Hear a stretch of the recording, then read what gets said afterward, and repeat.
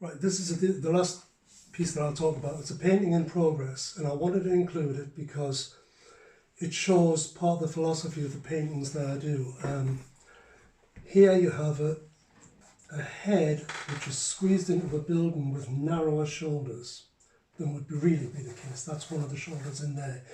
The other shoulder will be here, like a ghost image. But this central form is the architecture that he's fused with. I explained how in the sculptures they always have interiors. Well, with the paintings, I like to make the things that I invent also transparent. So you can see the, what would you call it, these kind of buttress type forms and these Romanesque arches here and so forth. But you can also see his stomach muscles, his pectoral muscles, his shoulder muscles, these deltoids, and the neck muscles, and then the shoulder muscles as they are here. But by the time they are here, this cape is turning into the building. Now I mentioned the Romanesque arches. There's a lot of detail to be put in this yet. And the background will be all blues, but I barely began the background yet. All the construction lines, which are paint with a brush, there's a technique that I learned when in the 70s when I worked in a design agency where you use a brush and a ruler. The ruler doesn't touch the surface of the canvas actually, but you can paint very straight lines.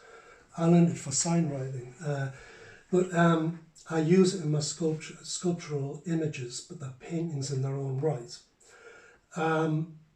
So there's a lot of details will be in here. All the construction lines will become part of the painting, and it's translucent, but it's squeezed into this form, okay?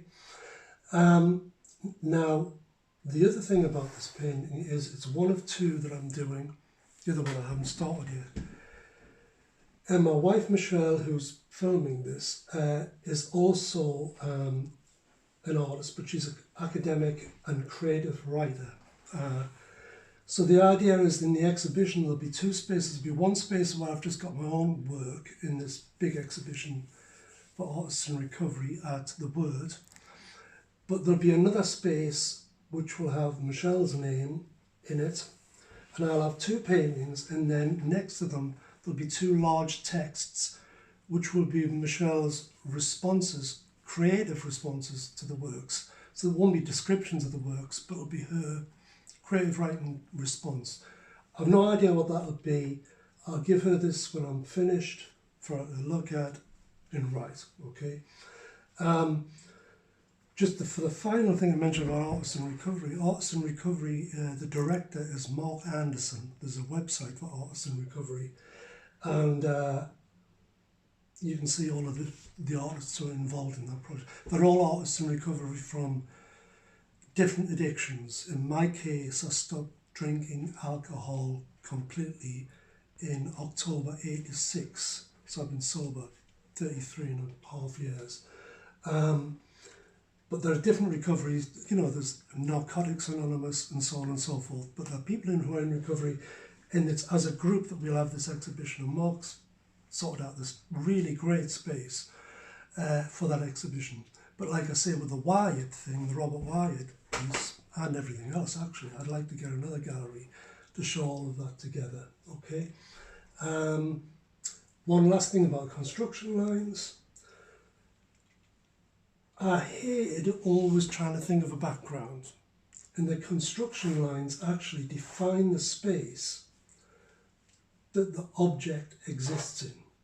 So therefore I make the construction lines the subject of the background with tonal aspects to it, rather than actually making up some superfluous background that I'm not particularly interested in. So the background becomes fairly abstract, really. Yeah, he's an imaginary saint. He's the first one of a series of imaginary saints, but Michelle will come up with the names of those saints and how their lives, imagined lives, will relate to the images. Okay, thanks.